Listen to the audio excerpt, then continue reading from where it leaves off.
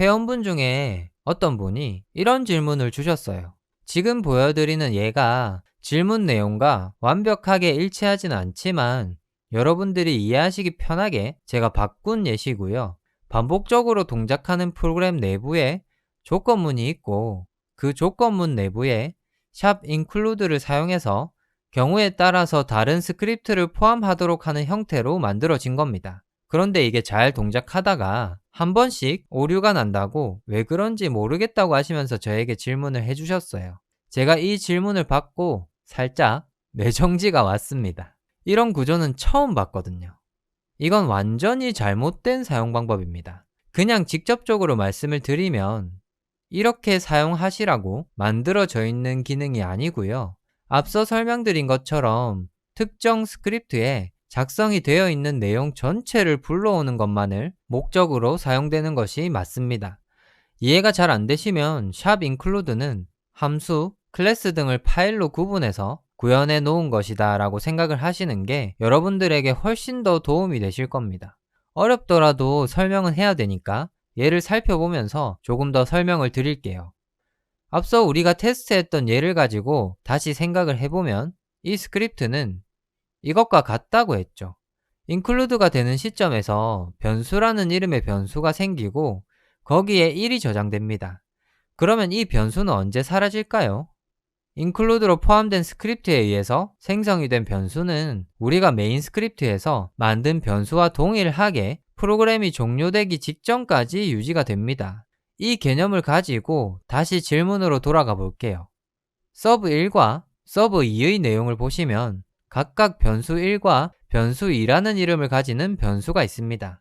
이런 상황에서 반복문 내부의 첫 번째 조건문을 만족해서 sub1.ahk 파일이 포함이 되었고요. 반복문을 한번 돌았습니다. 그 다음 반복문에서는 조건을 만족하지 못해서 sub2.ahk 파일을 포함했다면 메인 스크립트에 있는 변수의 상황은 어떻게 될지 생각을 한번 해봅시다. 불러온 스크립트의 내용은 프로그램이 종료될 때까지 유지된다고 했으니까 변수 1과 변수 2가 모두 생성이 되고 각각 1과 2의 값이 들어가 있는 상태가 됩니다. 우리가 프로그래밍에서 이런 과정을 변수 생성 및 초기화라고 기초 강의에서 배웠습니다. 그러면 여기까지 동작 원리와 순서를 이해했으니까 다음번 반복문의 동작을 생각해 봅시다. 앞서 변수 1과 변수 2가 이미 생성이 되어 있는 상태에서 다시 조건을 만족해서 sub1을 포함하게 되면 변수 1이 이미 생성이 되어 있으니까 기존에 생성되어 있는 변수 1의 값을 업데이트하는 형태가 됩니다. 동작의 결과는 똑같지만 과정은 완전히 달라지는 거죠. 조건을 다시 만족하지 않는다고 해서 포함되었던 스크립트의 내용이 사라지는 게 아니라는 겁니다. 이게 핵심입니다. 그런데 결과가 같으니까 아무 문제가 없는 것 아닌가? 라는 생각을 하시는 분들이 분명히 있으실 겁니다. 그런데 이건 진짜 위험한 생각이고요. 그런 의문이 드시면 그냥 이렇게 사용하면 안 되는 거다라고 받아들이시고 그냥 넘어가시는 게 좋습니다. 여기서 더 생각하시는 건 여러분들에게 독이 될 겁니다. 그러면 여기서 예시를 조금 더 바꿔서 설명을 드리면 sub1과 sub2가 이렇게 작성이 되어 있다고 생각을 해봅시다. 그러면 첫 번째 조건문을 만족했을 때 A가 학기로 등록이 되고 A를 누르면 B가 입력이 되는 형태로 동작이 되겠죠. 그 다음에 조건을 만족하지 못해서 sub2를 불러오게 되면 동작이 어떻게 될까요?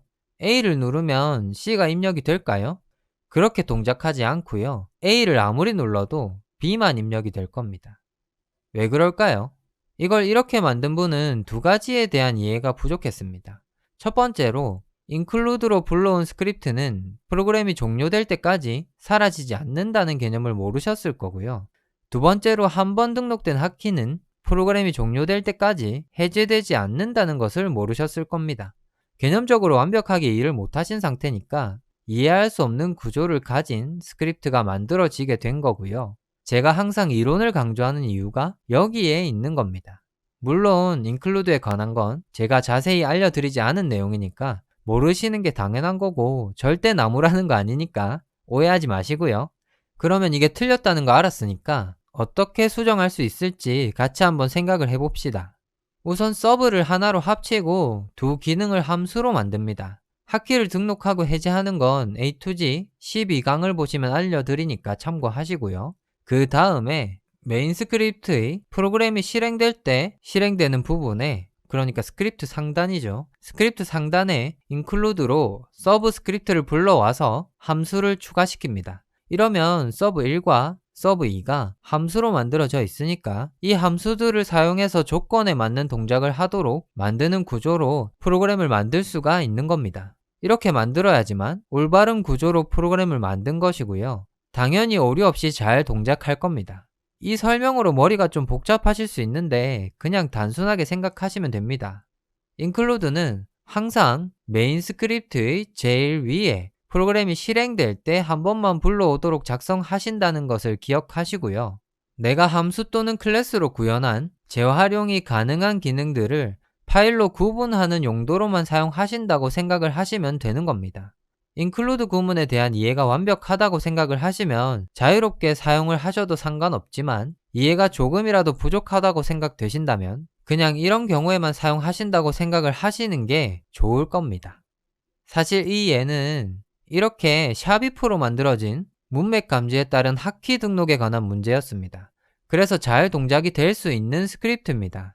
그런데 이렇게 간단한 스크립트에서는 잘 동작할 수 있지만 스크립트가 복잡해진다면 예상치 못한 오류를 만날 수 있기 때문에 이렇게 하지 마시라고 이번 강의의 예를 좀 바꿔서 설명을 드린 거고요. 이 경우에는 이렇게 학기에 연결시킬 내용들을 함수로 구성한 다음에 문맥에 따른 학기 등록을 다르게 해주시면 문제를 해결하실 수 있습니다. 마지막으로 한 가지 말씀드리면, 문맥 감지를 활용을 하면은 다양한 방법으로 원하는 상황에 맞는 학기를 등록을 해서 사용을 하실 수가 있고요. A to G 22강에서 다양한 상황들을 예로 들어서 알려드리니까 강의를 참고하시고, 문맥 감지와 학기에 대해서 완벽하게 다 이해하시려면 A to G 12강과 22강을 모두 다 보시고 이해를 하셔야 됩니다. 자, 이렇게 해서 강의가 모두 끝났습니다. 이번 강의에서도 기존과 마찬가지로 프로그래밍의 한 가지 요소를 매우 길게 설명을 드렸습니다. 그런데 아직 설명드릴 게 많이 남아서 조금 찜찜한 기분이 들기는 해요. 이게 왜 그렇냐면 프로그래밍은 이론은 간단한데 응용하는 거에 따라서 정말 다양한 케이스가 나오기 때문에 그렇고요. 제가 모든 케이스에 대한 내용을 알려드릴 수는 없지만 항상 모든 케이스에 대응할 수 있도록 최대한 개념적인 부분을 자세하게 설명을 드리는 거니까 이번 강의 역시 커버가 다 안 돼서 찜찜한 부분은 제가 알려드린 내용을 바탕으로 조금씩 연습해 보시면 어렵지 않게 활용하실 수 있을 거니까 힘내서 공부하셨으면 좋겠습니다. 이번 강의는 여기까지고요. 오늘도 강의 보시느라 고생 많으셨습니다. 그럼 다음 강의에서 뵙겠습니다. 감사합니다.